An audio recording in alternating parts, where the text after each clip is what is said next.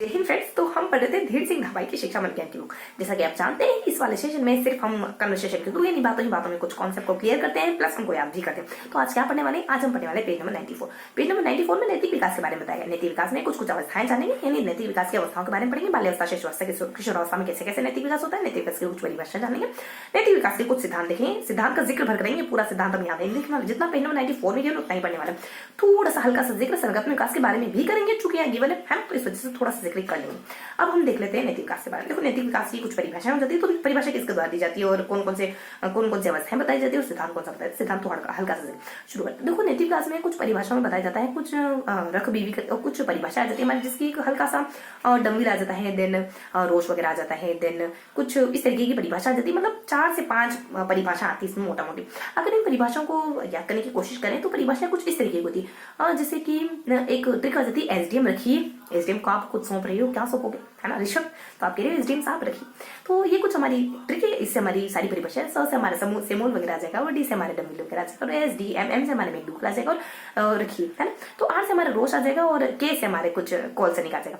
तो इनके द्वारा क्या क्या कहा जाता है देखो नैतिक विकास को लेकर। सबसे पहले समूह आ जाता है, कहते हैं कि ये तो आदतों का पुंज है नैतिक विकास। समूह ऊ से पुंज कर दोगे, ऊ से ऊ, और इस तरीके से परिभाषा देते हैं। और उसके बाद हमारे कुछ डम्बिल आ जाते हैं। डम्बिल को कुछ योग कहते हैं, ये प्रवृत्तियों का योग करके देखो, डल्लर का योग जोड़ बाकी गुणा भाग नहीं कर सकता ना, तो इस तरीके से ध्यान रखेंगे। तो फिर आगे बढ़ते हैं और कुछ एसडीएम रखिए। तो मैकडूगल आ जाती है। मैकडूगल देखो स्थायी भाव बताती है, लड़की स्थायी टिक कर रहेगी तुम्हारे पास, कहीं भाग कर जाने वाली नहीं, मतलब लॉयल रहेगी तुम्हारे साथ रिश्ते में, इस तरीके से याद रखेंगे। देन फिर याद देते हैं अपन की एसडीएम रखिए, आर से अपन रोज कर देते हैं। और देखो रोज के द्वारा कहा जाता है कुछ रोज आ जाता है हमारा, रोज आ जाता है। देखो रोज कहता है हमारा रास आत्मा कहता है, आपको ये लड़की क्यों पसंद है, इसकी आत्मा प्योर है, मतलब दिल से साफ है, ठीक है। तो कुछ रोज हमारी आत्मा शब्द का इस्तेमाल करेंगे, इससे कुछ परिभाषा आती है। ये यूं ही कहती है कि हमारे बेसिकली हमारी जो मूल कोर होता है आत्मा, तो वही हमारी नैतिक विकास है, समथिंग ऐसा कुछ कहते हैं, ठीक है। तो आत्मा शब्द इसमें डिस्कस होने वाला है। और इसके बाद अपन जिक्र करें ना, तो एसडीएम रखी, तो आर हो गया, उसके बाद क्या आ जाएगा, ठीक है।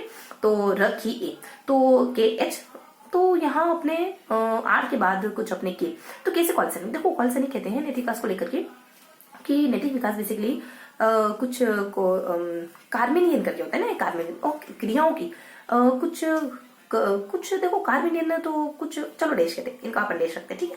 तो इस तरीके की बेसिक परिभाषा में याद रखी। लड़की स्थायी है, डम लड़का जोड़ बाकी गुणा भाग नहीं कर सकता। समूह में तो समूह में ऊ आड़ा तो पुंज वगैरह हो जाएगा, है ना। तो इस तरीके से हमने एसडीएम और एस डी से हमने कुछ रोज कहते हैं आपकी क्या राशा है, इसको मतलब आपको इसकी क्या चीज राशा है, इसकी आत्मा राशा है। तो इस तरीके से मोटा मोटी हमने सारी परिभाषा देख ना, कि एसडीएम रखे, एस भी देख लिया, डी भी देख लिया, एम भी देख लिया, उसके बाद आर भी देख लिया, उसके बाद मतलब के थोड़ा सा हमने केस की रखा, ये हमारी परिभाषा कंप्लीट हो गई। अब देख लेते हैं सिद्धांतों के बारे में, फिर अपन अवस्थाओं पे। देखो सिद्धांतों में क्या बताया, सिद्धांतों में सिर्फ इतना बताया कि कैलिक एरिक्सन का सिद्धांत था, उसने 16 साल के एक बच्चे हेंज का अध्ययन करा था और बताया था, 16 साल को उसने नैतिक कल्पना की थी। उसके बाद 16 साल के बच्चे हेंज का अध्ययन करके बताया, कुछ बातें बताई। अब वो बातें इन्होंने 6 अवस्थाओं में बताई। अब उन 6 अवस्थाओं में से सिर्फ 2 अवस्था का जिक्र यहाँ पे किया गया और उनका नाम भर बताया गया। पहली अवस्था आज्ञा और दंड की अवस्था कहलाती, दूसरी अवस्था अहंकार की अवस्था कहलाती। इसके बहुत सारे नाम भी, यांत्रिक सापेक्ष की अवस्था या फिर सापेक्ष देश की अवस्था, है ना, यांत्रिक सापेक्ष और सापेक्ष देश करके कुछ एक और नाम है, तो इन नामों से भी जाना जाता है। उसके बाद इसको व्यक्तिगत अवस्था के नाम से भी जाना जाता है, स्व केंद्रित अवस्था के नाम से भी जाना जाता है, सहयोग की अवस्था के नाम से जाना जाता है। इतने सारे नाम है ना। जो स्व केंद्रित व्यक्ति, वो दूसरे का सहयोग क्या करेगा, मतलब जो खुद में ही खोया रहता है, खुद के कामों में ही उलझा रहता है, वो दूसरों का क्या भला करेगा। और एक यांत्रिक सापेक्ष और एक सापेक्ष करके, ये सापेक्ष शब्द बीच में सेंटर में रख लो, इससे पहले यांत्रिक और इसके बाद कुछ देश, इस तरीके से है ना, कुछ मोटा मोटी 5 इसके नाम है। एरिक एरिक्सन के सिद्धांत की दूसरी अवस्था के कुछ 5 नाम हमने देखे, ठीक है। तो इतना सा जिक्र है बस एरिक एरिक्सन का, और कुछ जिक्र है नहीं इनका। तो इस तरीके से हमने सिद्धांत का बस एक ओवरव्यू मात्र दिया, और तो क्या हमने सिर्फ एक बस सिद्धांत की दहलीज पर ही गए थे और फिनिश कर दिया, इतना ही गिवन, ठीक है। तो ये हमने सिद्धांत भी मतलब जितना गिवन उतना देख लिया। अब थोड़ा सा अवस्थाओं के बारे में जानते हैं। देखो शिशुअवस्था क्या होता है, बाल्यावस्था क्या होता है और किशोरावस्था क्या होता है नैतिक विकास को लेकर के। देखो नैतिक विकास में कार्मेलियन नाम के व्यक्ति कहते हैं, शिशुअवस्था में कार्मेलियन नाम के व्यक्ति कहते हैं कि जो आपका व्यक्तित्व होता है ना, वो आपके वातावरण प्लस आपके वंशानुक्रम, इन दोनों का योग होता है। और 2 साल तक आते आते आप अच्छा लड़का और अच्छी लड़की में अंतर कर लेते हो। 2 साल तक आते आते आप अच्छे काम और बुरे काम में अंतर कर लेते हो। That's all. कार्मेलियन के तो नहीं कहा जाता, मतलब 2 कहा जाता है, दोनों का योग होता है। और 2 साल में अब ये सीख जाते हो, 2 साल में ये सीख जाते हो। कार्मेलियन ने 2 पे सारा कुछ मात्रा खत्म कर दिया। अब आ जाएंगे अपन स्ट्रेंथ पे। देखो स्ट्रेंथ कहते हैं कि बच्चे में ना एक अच्छे गुण भी पाए जाते हैं, ईमानदारी वगैरह भी पाई जाती है, तो बुरे गुण भी पाए जाते हैं। बच्चा बेसिकली सारी नैतिकताओं को उल्लंघन इसी एज में करता है। बच्चा झूठ बोलना, चोरी करना सब इसी एज में करता है, और इन्हीं से बच्चे की इन्हीं कामों से बच्चे की नैतिकता की शुरुआत होती है। बेसिक बात है हमारे शिशुअवस्था में, बाल्यावस्था में। अब देख लेते किशोरावस्था क्या होता है। देखो बेसिकली ना किशोरावस्था में कुछ ऐसा बताया जाता है कि 2 विद्वान आते हैं। एक तो हो जाते हैं हमारे कुछ डल करके और पेक करके। देखो पेक के द्वारा क्या करते हैं, बच्चे खुद अपना नैतिक सिद्धांत मतलब नियम वगैरह, मूल्य वगैरह सब बनाते हैं और उनका मूल्यांकन करते हैं, चेक करते रहते हैं, उनको फॉलो करने की कोशिश करते हैं। जैसे टाइम टेबल बनाना, पढ़ना, ये सब ऐसा ही कुछ है कि अपने खुद के नैतिक मूल्य बनाएंगे, उनको फॉलो करने की कोशिश करेंगे। मतलब आप अपना पेग खुद बनाते हो और पीते हो, ठीक है। और डम्बल के द्वारा एक व्यक्ति आ जाता है फिर अपने पेग और मेडलिंग करके, मेड यानी पागल, वो क्या कहते हैं कि बच्चा इसमें ना मतलब जो जालिक धर्म पे लड़ता रहता है ना, वो हमारे निगाह में तो पागल ही। तो देखो मेडलिन क्या कहते हैं कि बच्चा ना सहिष्णु हो जाता है, मतलब धार्मिक कट्टरता फॉलो नहीं करता, इस एज में सहिष्णु हो जाता है। तो इस तरीके की बात कही जाती है हमारी नैतिकता के बारे में किशोरावस्था भी होगी। तो देखो शिशुअवस्था में सिर्फ एक व्यक्ति कार्य में जो दो करके बात करते हैं। बाल्यावस्था में स्ट्रेंग करके विद्या जो कहते हैं कि बच्चा ईमानदार वगैरह।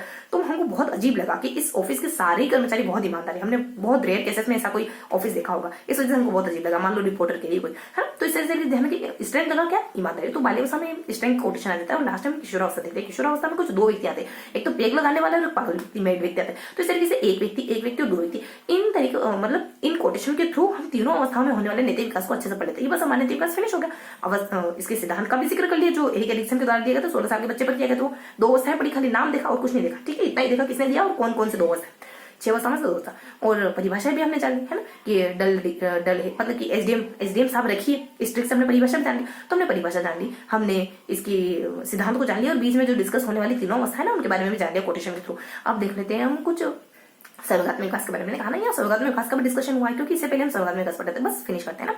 5वां सर्वगात्मक विकास में क्या देखा, देखो सर्वगात्मक विकास में हमें ना सर्वगात्मक विकास की कुछ अवस्थाओं को जान लेते हैं, उसके बाद विद्वानों के नाम के थ्रू कुछ कोटेशन जाने। सर्वगात्मक विकास की अवस्था क्या होती है, विशेषता क्या होती है, वही निरंतर मतलब सतत और व्यापक। जैसे सतत व्यापक मूल्यांकन होता है, ठीक है, सततता पाई जाती है, इसमें व्यापकता पाई जाती है, मतलब विस्तार कर दो व्यापकता को, सततता पाई जाती है, व्यापकता पाई जाती है, इसमें अभिप्रेरणा पाई जाती है, उसमें संचय भाव मतलब एक बार आपको कोई समय निकल गया ना, मतलब उत्पन्न हो गया, गुस्सा आ गया ना, तो आगे बढ़ता ही जाएगा, फिर गुस्सा आता ही जाएगा। एक बार रोना शुरू कर दिया तो रोना आता ही जाएगा, ठीक है। इस तरीके से हंसना तो बस पेट दर्द होने लगे पर हंसी नहीं टूटती, इस तरीके से। और कुछ संचयी होते हैं और उसके बाद ये अभिप्रेरणात्मक होते हैं, मतलब समय हमको मोटिवेट करते हैं कुछ काम करने के लिए। बेसिक मैंने 4 विशेषता बता दी, सतत, व्यापक और मोटिवेट करते हैं। जैसे कि ओ माय गॉड चलो ठीक है, इसको भी वैसे भी भारी भी लग रहा है तो हाँ, तो बस कंटिन्यू करते हैं, ठीक है। तो इस तरीके से हमने हल्का हल्का जाना पर बता दिया ना, मैं 4 विशेषता थी। अब कोटेशन के थ्रू जान लेते। तो कोटेशन क्या था कि कोई लड़की है कमल में छुपकर अपने होने वाले फियांसे से बातें करी, शायद घर में अलाउ नहीं होगा, ठीक। और फिर आ जाता है कि जब भी तुम कौन शादी कर लेते हैं घर वाले मना करे, तो इसी तरीके से याद रखें। देखो इस एज में ऐसी बातें ज्यादा कनेक्ट होती है, ठीक है। तो इस तरीके से ये हमारी कुछ बातें आ गई, अब बस फिनिश करें। तो मैकडूगल के द्वारा हृदय कहा जाता है इनको समय को, कुछ हाँ समय हमारे मूल प्रवृत्ति के हृदय होती है। इस तरीके से मैकडूगल लड़की ने एक दिल की बात करी से, तो गला जाती है फिर अपने कमल में। देखो किमले के द्वारा उत्तेजित, लाल कमल देखिए कौन उत्तेजित होगा, सांड, ठीक। तो मैकडूगल है, लड़की है, देन कमल में छुपे कोल पे आपको आप है ना तनाव को सहन करना ही ये कहलाता है, आपका सर्वगात्मक विकास कहलाता है। कॉल कब करते हो, जब आप बहुत स्ट्रेस हो तो तभी उस बंदे को कॉल करते हो, है ना, उससे बात करने के लिए, दिल हल्का करने। अब आ जाता है हमारे कि बस जब भी तुम ये लड़की आ गई, कोल आ गया, कमल आ गई, और गिल्डार्ड कहता है कि क्रियाओं की उत्तेजना, गिल्डार्ड मतलब लाड़ा हस्बैंड क्या काम करता है, क्रियाओं की उत्तेजना। इस तरीके से क्रियाओं की उत्तेजना शब्द है ना, तो गिल्डार्ड की परिभाषा। अब देखो कि जब भी तुम कहो तो जब से अपने जॉनसन आ जाते हो कहते हैं भालू देखकर भागने लगते हो। बी से हमारा आ जाता है कि कुछ व्यक्ति आता है बी से, और विनशिप कहता है कि ये जन्मजात होते समय, वही अपने ब्रिजेश कहता है कि अर्जित समय होते हैं। इस तरीके से हमने मोटा मोटी जाने, बस यही पढ़ा था हमको, इस तरीके से हमने पूरा कुछ पढ़ लिया, ठीक है। अब 10 मिनट्स का ना 5 बार रिवाइज करते ना, तो देख लेते कुछ एक कि हमने क्या क्या पढ़ा। हमने ना सेकंड नैतिक हमने कुछ पढ़ा नैतिक विकास के बारे में, हमने देखा कुछ सर्वगात्मक विकास की बच्ची कुछ बात। नेगेटिव विकास में परिभाषा, फर्स्ट परिभाषा है, लास्ट में सिद्धांत, 3 अवस्था है। उसके बाद कुछ अपने हमने सर्वगात्मक विकास के बारे में जाना, बच्चा पूछा। अब यहाँ देख लेते हैं, हमने पढ़ा नैतिक विकास के बारे में, है एक ऊपर पढ़ा, एक सबसे पहले पढ़ा, एक सबसे लास्ट में पढ़ा, 3 अवस्था है।